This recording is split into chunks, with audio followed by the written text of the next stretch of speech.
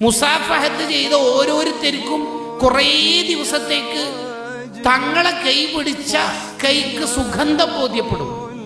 തങ്ങൾ ഒരു വഴിയിലൂടെ നടന്നു പോയാൽ ആ വഴിയിലൂടെ പിന്നീട് നടക്കുന്നവർക്ക് അറിയാം നബി സല്ലല്ലാഹു അലൈഹി വസല്ലം അതുവഴി പോയിട്ടുണ്ട്. ഒരു കുട്ടിയുടെ തല തങ്ങൾ തടവിയാൽ മറ്റു കുട്ടികളിൽ നിന്ന് വേർതിരിയും.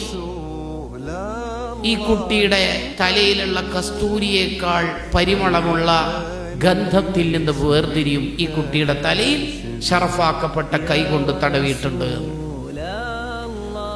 അങ്ങനെ ആ ശരീരത്തിനാണോ സൗന്ദര്യം കൂടുതൽ? അല്ല. ഏഴാനാകാശത്തിന്റെ അപ്പുറത്തു പോയി ലൗഹും കുർസിയും സിദറത്തുൽ മുന്തഹ വരെ കീഴടക്കി സ്വർഗവും നരകവും എല്ലാം കണ്ടുവന്ന തങ്ങൾ വീട്ടിലേക്ക് തിരിച്ചു വന്നിട്ട് ആയിഷുമ്മക്ക് വേണ്ടിട്ട് ആടിനെ കറക്കാൻ വേണ്ടി കുത്തിയിരിക്കുകയാണ്. അങ്ങനെയുണ്ട്.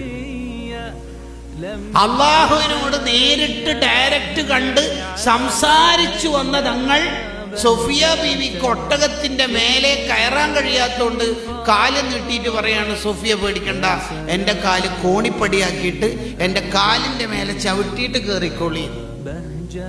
തങ്ങളുടെ സ്വഭാവത്തിനാണോ സൗന്ദര്യം കൂടുതൽ, ശരീരഭംഗിയാണോ കൂടുതൽ എന്ന് നമ്മൾ ആശങ്കപ്പെട്ടു. അതാണ് ബൂസിരി ഇമാം നമുക്ക് തിരിയത്തക്ക ഭാഷയിൽ പറഞ്ഞത്, ഈ മുത്തുനബിനെ പഠിച്ചാലും ഒന്നും മനസ്സിലാവില്ല, തിരിയൂല. എന്തൊരു താഴ്മ, എന്തൊരു സ്വഭാവശുദ്ധി, എന്തൊരു സൗന്ദര്യം. ഏതിന് സൗന്ദര്യം? എല്ലാത്തിനും സൗന്ദര്യം. അതുകൊണ്ടാണ് ഇമാമികൾ തങ്ങളെക്കുറിച്ച് എഴുതിയ കിതാബുകളുടെ ലോകം കണ്ടാൽ നമ്മൾ അത്ഭുതപ്പെട്ടു. ഒരു കിതാബുണ്ട്, ലഹ്കുൻ നബി സല്ലല്ലാഹു അലൈഹി വസല്ലം, റസൂലുള്ളാഹിന്റെ ചിരി എന്നാണ് കിതാബിന്റെ പേര്.